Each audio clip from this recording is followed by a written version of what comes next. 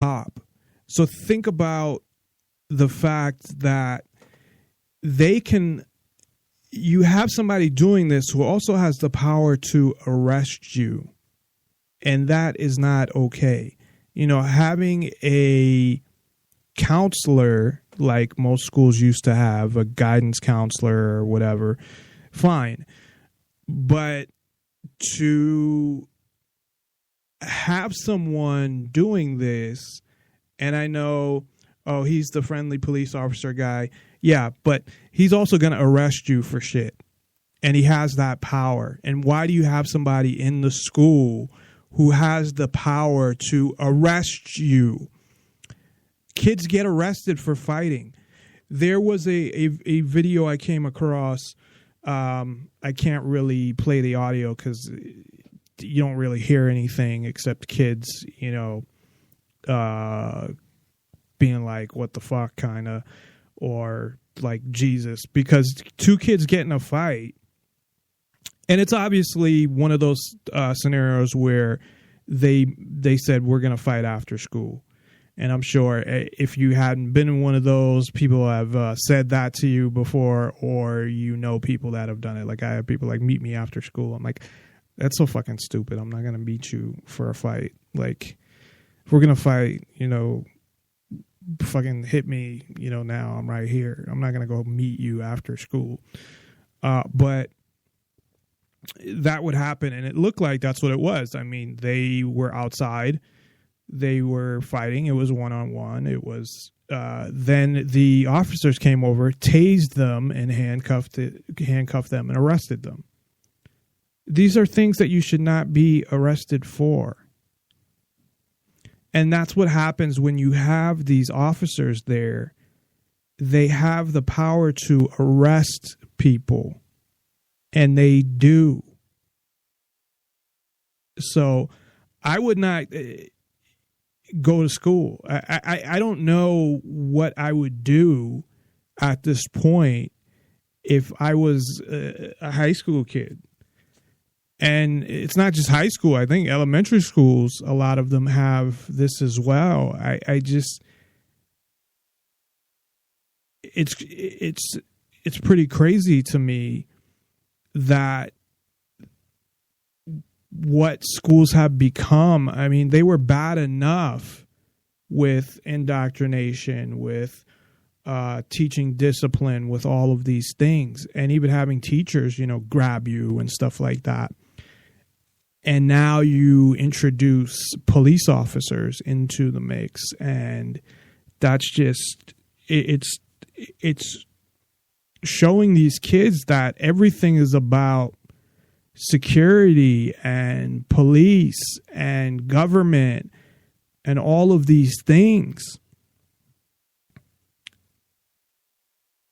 And I think that's part of it as well. I don't think it's just about the fact that, oh, we need to have a police officer at school, because probably the majority of schools, there's no need.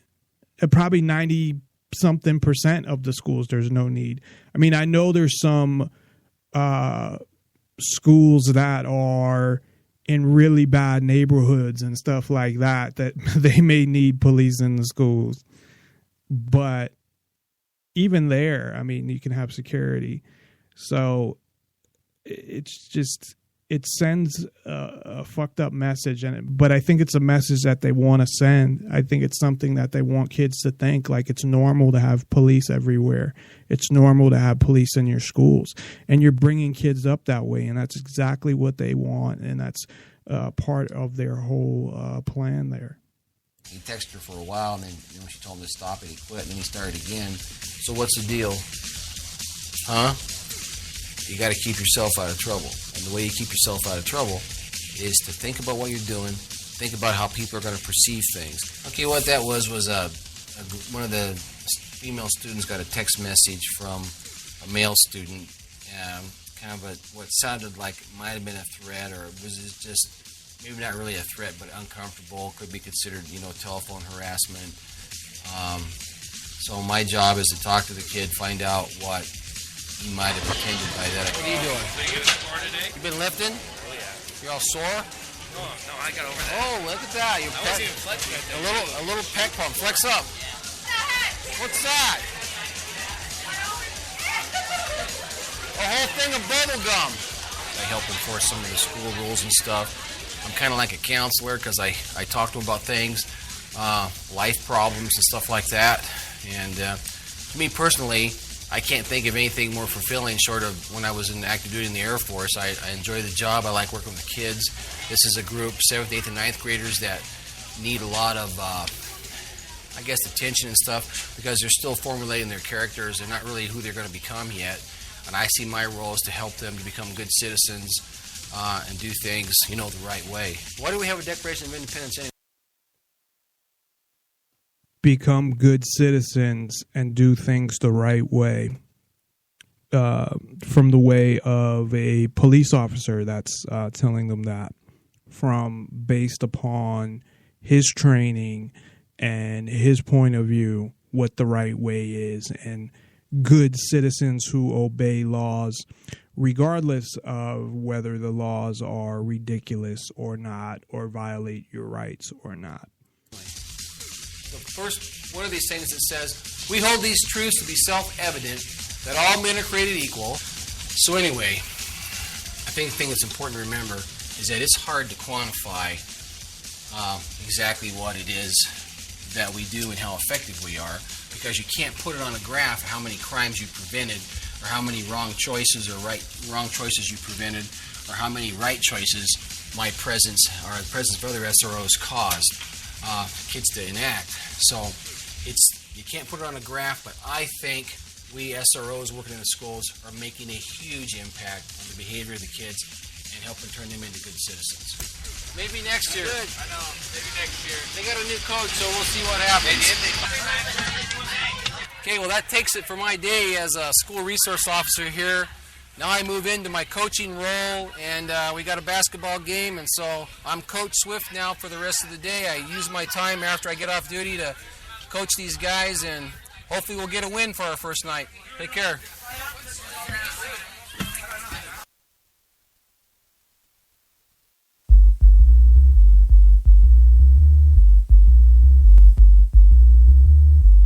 You are listening to Nonpartisan Liberty for All Radio with your host, Dave Bourne.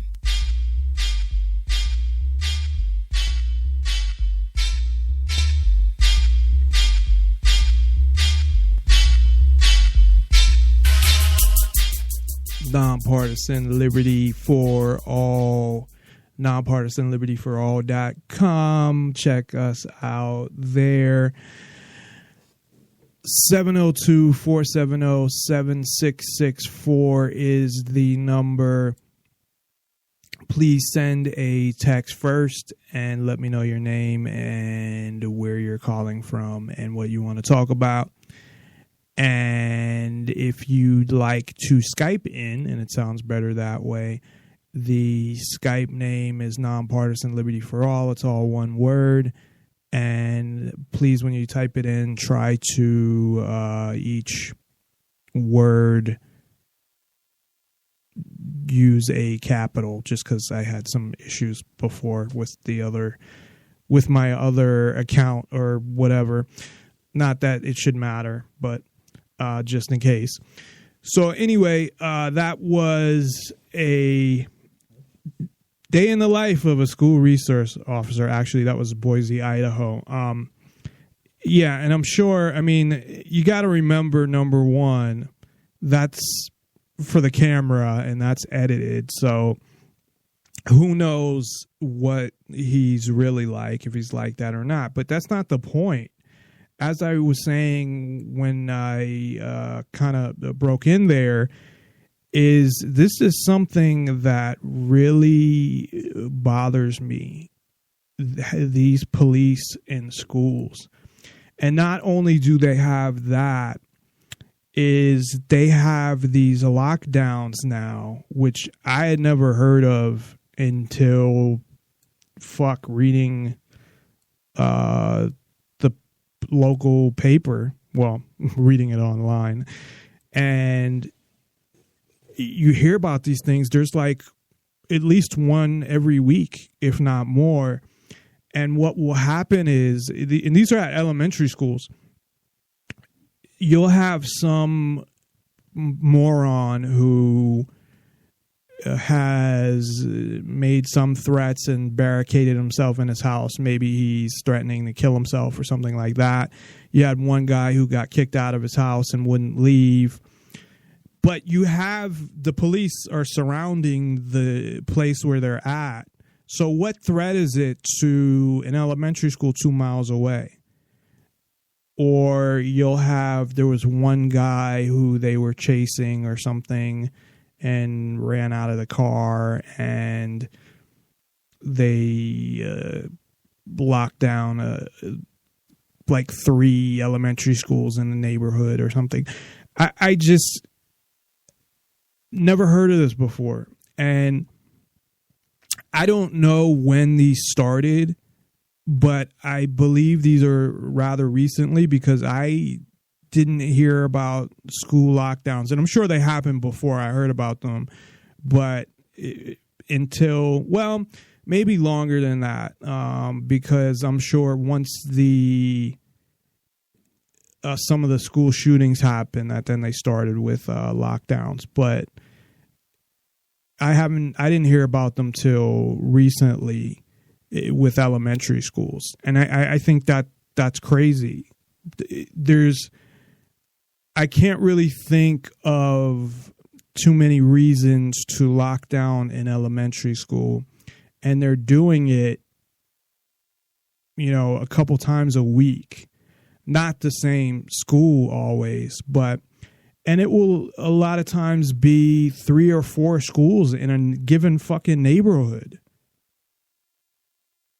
And it's crazy. It will have nothing to do with whatever the issue is. And I had called the Clark County School District because I was seeing so many of these, and I had asked them what happens, and they really couldn't tell me. They said, "Oh, they don't even know that there's a lockdown." And I'm like, well, that's kind of hard to believe. And that they call the principal, the police, and the principal makes the decision. And I'm sure, the principal's going to do whatever the police tell him to do. So, and he doesn't want to be liable if something happened, which, of course, the chances of something happening, I think, are slim. Plus, they have cops in the schools. They have cops all over wherever this incident is, because obviously the police are aware of it. They're not locking down the schools when they're not aware of something. So they have police in the schools. They have police at the scene of whatever's going on. And then they have them lock down the school. It seems like overkill. It doesn't seem like overkill. It is. But it's all part of the conditioning to teach kids that essentially we need to live in a police state, that we need police everywhere, and that things are so dangerous that we need in a police state, which they contradict themselves, because everyone in government that is anti-gun contradicts themselves all the time, because they'll say that how dangerous things are, how we could be attacked by terrorists, and that things are dangerous here, and school shootings and this and that and all of this stuff. But then they want to take guns away. So things are dangerous, but we want to disarm you even more and give more guns to government agencies, because they'll always be there to protect you. And it's so fucking ridiculous. I don't know. It's how many police do you need? Do you need the whole? It's like the whole department.